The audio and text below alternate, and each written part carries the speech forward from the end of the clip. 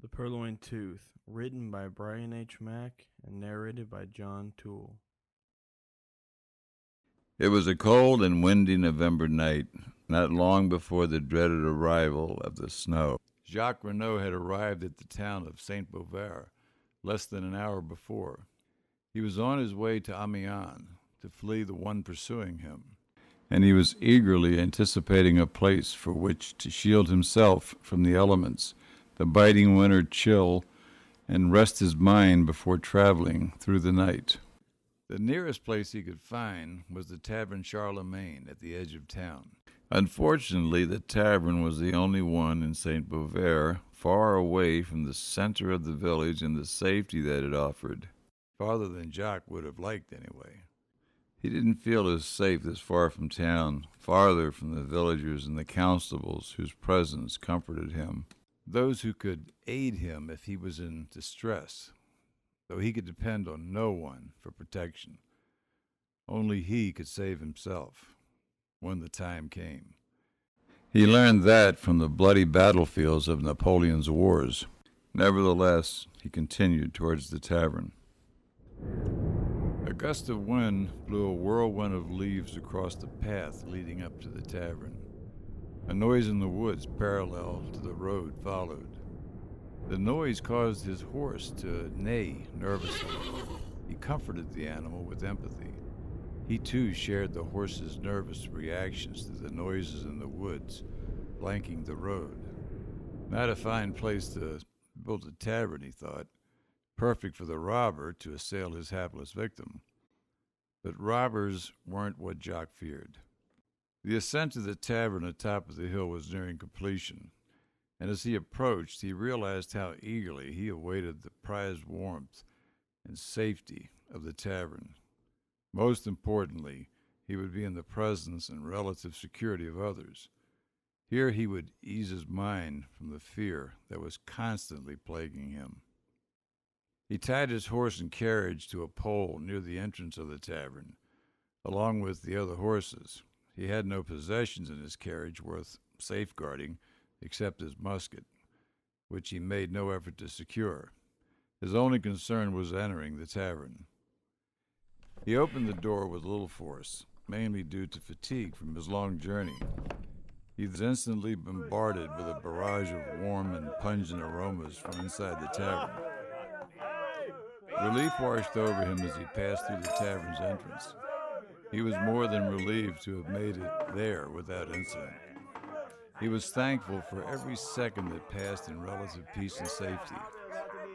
Jacques had been extremely wary of his surroundings, expecting every person to be the one he was fleeing. It was absurd to think that he would be in there, but nevertheless, he was still cautious. His paranoia would eventually drive him insane, he thought, but he was too tired at the moment for it to affect him severely. He hadn't slept in days. Jacques had been traveling without pause since he'd had visions of the one from that night in his village, Chaison, the night he'd been forced to give up a quiet life to one of fear and pursuit. Jacques needed more time. For years he'd fled with no other goal except to live another day longer, to escape his fate one more moment. But now he had a goal. He would seek out the only man who might be able to help him. Until now, he had wandered the villages in northern France with no particular destination, but survival, his only aim. Now he could find this man whose knowledge might be able to help aid him in his plight. Jacques entered the bar slowly, surveying the patrons of the tavern with suspicion and caution. After entering inside completely, he relaxed a little and began to make his way hurriedly to the bar after shutting the tavern door. He eyed the patrons with curiosity as he approached the bar. To the tables opposite, customers were drinking and singing jovially, paying little attention to Jacques, except for his brief entrance into the establishment. He eased his way onto a bar stool next to a man in a long coat with his head down, transfixed on the contents of his glass, obviously feeling the effects of the ale. but apparently undisturbed by the merriment of the other patrons. The bartender finished serving a patron and summarily shifted focus from the patron to the recently seated Jacques Renaud. "And what could I do for you, monsieur?" the bartender inquired. "Ale, please," Jacques replied. He leaned forward onto the bar and placed his hand onto his forehead and gently began to rub his temples, closing his eyes as he did so. "Is that all?" he asked Jacques politely. "Yes," Jacques said, still massaging his temple with his hand, eyes still closed and clamped tightly shut as he attempted to calm and convince himself that he was safe from any attack now that he was inside the tavern. "Oui, monsieur, that I can do. And what brings you here to Saint Beauvert, since you are not a townsman?" The bartender handed Jacques his ale. Jacques opened his eyes and ceased the rubbing of his forehead to receive the ale, which he slowly brought to his lips and began to consume. "No, I'm not a townsman. I am just passing through, monsieur, if you don't mind my asking. To Amiens, then east to Prussia." "Prussia? You care to venture out amongst the foes of our nation, those who have defeated us?" Jacques winced at the bartender's response. The pride that filled the man's voice, pride injured by the fact that Jacques would betray his country by passing through its borders, confounded him. Pride was a vice he could not afford to possess. "No, I care not to. I was at Waterloo, but there is a man there that I must see. It is of the most dire importance that I do so." Jacques' impatience with the bartender was becoming more with every passing second. "Really? Can I be of any assistance to you, monsieur?" "No, thank you. I won't be here much longer. I leave at midnight." "You travel at night? Do you sleep in the day or not at all?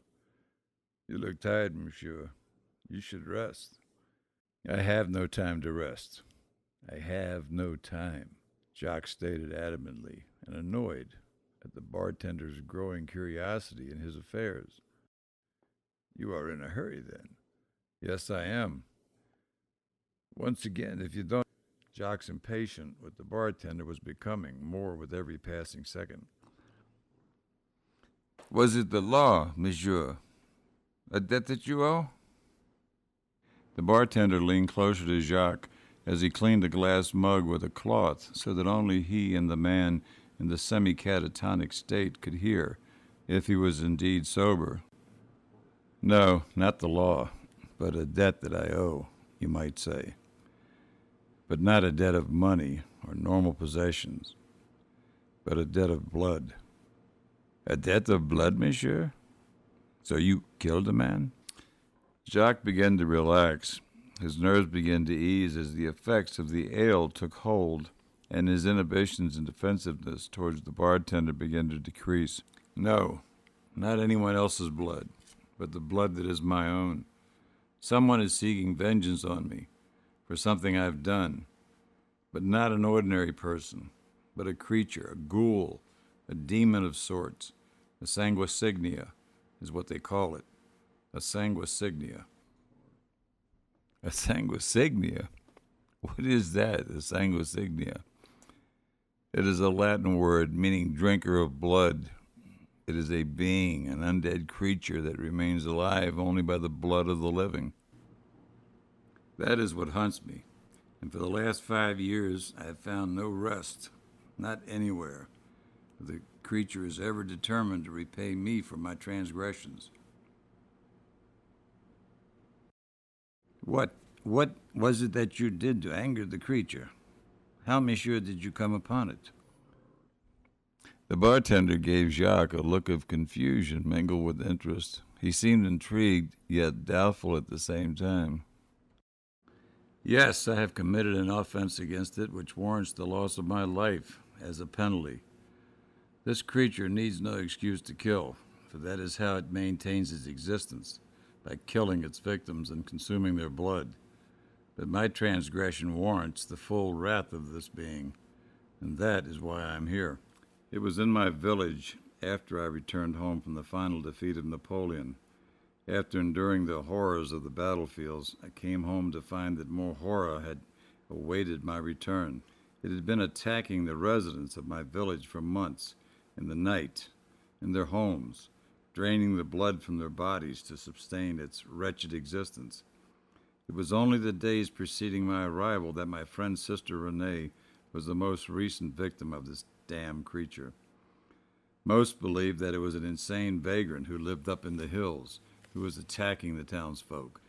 It was only the days preceding my arrival that my friend's sister Renee was the most recent victim of this damned creature. Somehow, some way, the creature's presence was expelled and the terror was no more until those months preceding my arrival. The creature that was expelled from the village had returned to seek vengeance on the inhabitants who drove it from its location.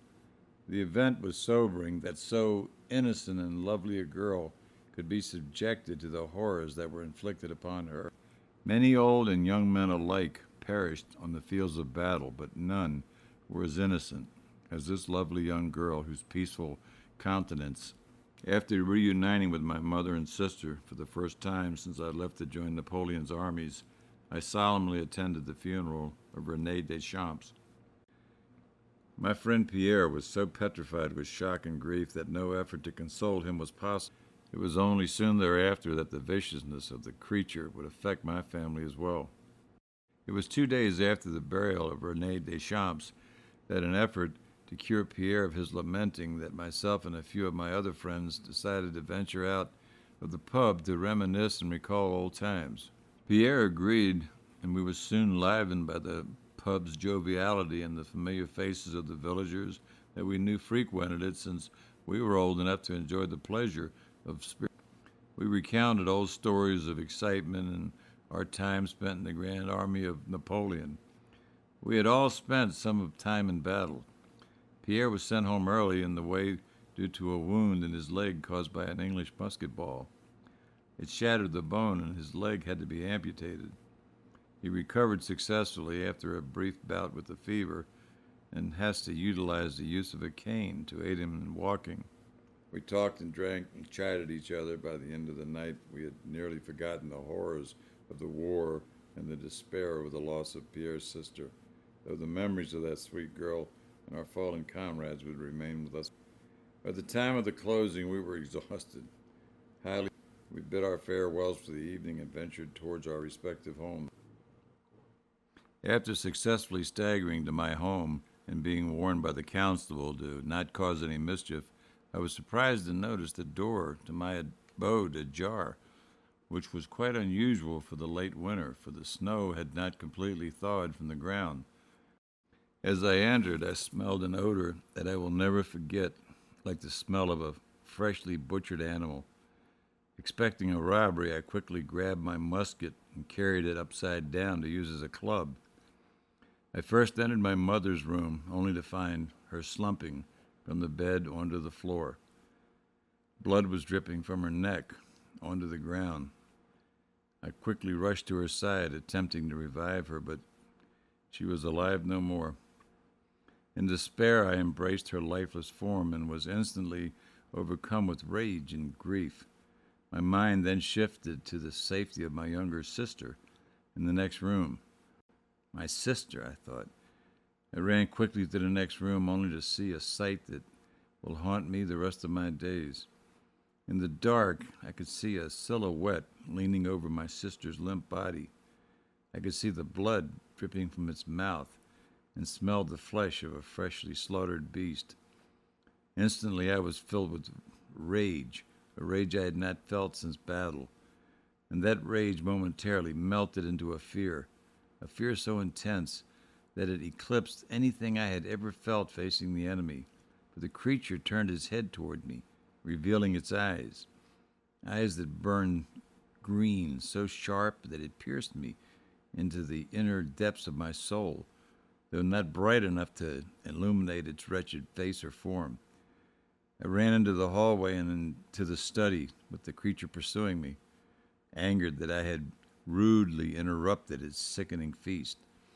I turned and swung my club at the creature, who only intercepted the butt of my musket before it could injure him, and tossed it behind him down the hallway. The creature then leaped upon me, and we struggled with each other for quite some time, neither of us gaining an advantage. It attempted to gnash its teeth into my flesh several times, but was foiled at every attempt. Its green eyes were filled with rage and frustration. Finally, it again attempted to pierce my flesh of my neck with its blood-stained fangs. In desperation, I reached for an iron candlestick that lay near me, and with all the might I could muster, struck the creature in the mouth, subsequently knocking out his right tooth. The creature immediately rolled off of my body and clutched its injured mouth, and from the moonlight I saw an object on the ground next to the creature, which was preoccupied with the excruciating pain of the blows I had struck. I quickly picked up the object, which by chance appeared to be the creature's tooth. I moved in the direction of my sister's room, but the creature grasped my leg and fell to the ground. When I arrived, she was already close to death. Blood was trailing from her neck down onto her shoulder and onto the ground. When I took her head into my arms, she was limp and lifeless, as my mother was. Her eyes opened slowly to two small slits. She had barely any life left in her, but she had enough strength to recognize my countenance and smile weakly, and utter words too softly spoken for me to discern. I lay my head down against her neck, infuriated by this atrocity, and I resolved to kill the creature that had wreaked this devastation upon me. When I entered the study, I found the creature had somehow managed to free itself from its temporary confinement. It was waiting for me in the hallway. Strangely, it wasn't attacking, but standing in the shadows, breathing laboredly and staring at me with those fiercely glowing eyes. I stood there in shock, but as my senses were revived, I slowly reached for my musket, awaiting another assault from my assailant. It started to approach me, hissing like an ornery cat as it was doing so. I lifted my musket to defend myself against another attack, but as it approached, the dawn began to creep through the curtains. The dark began to recede, and the shadows began to form. The creature noticed this as well, and immediately withdrew to the darkness of the hallway, hissing all the way. And for the first time it began to speak. In a malignant voice, it said to me, "You have escaped your doom on this occasion, Jacques Renaud. Thank your God for your fortune. Though I must now depart, you will never escape my vengeance." I stood there in the darkness, contemplating my fate, the sun's first rays entering through the windows of the parlor, and then I realized what it was that I must do. I sold all I could sell that day and buried what remained of my family. I gave my estate to Pierre, who now holds it in his possession. I will forever lament the loss of my sister and mother. I stood there in the darkness, contemplating my fate, the sun's first rays entering through the windows of the parlor, and then I realized what it was I must do. I sold all I could sell that day and buried what remained of my family. I gave my estate to Pierre, who now holds it in his possession. I will forever lament the loss of my sister and mother. And although tragic as the events may have been, monsieur, my village was rid of that creature forever, or until its revenge is exacted upon me. He looked curiously at Jacques, who had resumed drinking the remainder of his ale, now that he had finished repeating it. I dare not rest in the comfort of night. I travel only by night, for the one who seeks me must lay dormant during the day, and I know I will only be safe then. I must be alert during the night when he stalks me, and flee him, Jacques stated adamantly. So you have lived like this for years, monsieur? You will become ill if you do not get some rest. I will only rest when this monster is destroyed and my mother and sister are avenged. You see, I will only seek retribution when I know how to defeat this creature. But until then, I am as defenseless as a newborn babe. I have been fleeing without any goal up until I've received word of this Prussian, but now I have a duty to fulfill, and I must not fail. for I have to stay ahead of my pursuer. I have to act more clever than in the past, or I will perish. I understand, but your concern does not help me. I'm afraid that I must be going now. And I will ask one thing of you. You must never repeat my tale, or the one who follows me might learn of my disposition and attack me when I believe that I am safest. He must not know where I am heading and what I intend to do. I thank you for your hospitality, monsieur, but I must go. Adieu. Jacques Renaud tossed a coin on the bar. Before returning to his duties, the bartender focused his attention on the drunken man who was brooding over his ale. Quite the story, monsieur? I do not know about that poor man. It appears he has been traveling too long and is in need of rest. It has affected his mind a bit, eh? Quite a story, monsieur? I do not know about that poor man. It appears he has been traveling too long and is in need of rest. It has affected his mind a bit, eh? You look better now, though. The ale effect seems to have worn off. You missed the most of his tale, unfortunately. Otherwise, I would have someone who'd share my opinion of that story with. He pulled out a coin and gave the bartender a fierce grin that displayed a set of stained teeth. Most noticeable was a missing incisor on the left side of his mouth. And most terrifying, his smile revealed a sharp fang on the right side, only visible by his wide, encompassing grin. Now, monsieur, I think I got the most of it, and I have to say, he appears to be telling the truth. Au revoir. He tossed the coin at the petrified bartender, who was frozen in fear and astonishment, and made his way to the door of the tavern, laughing, attracting the attention of the seemingly aloof patrons. He strolled calmly and without urgency through the door, his laughter ceasing as a gust of wind blew a flurry of leaves into the tavern. The inhabitants of the bar stared after him as he walked out into the night. Out into the night the stranger departed to seek his vengeance on the man who was Jacques Renaud.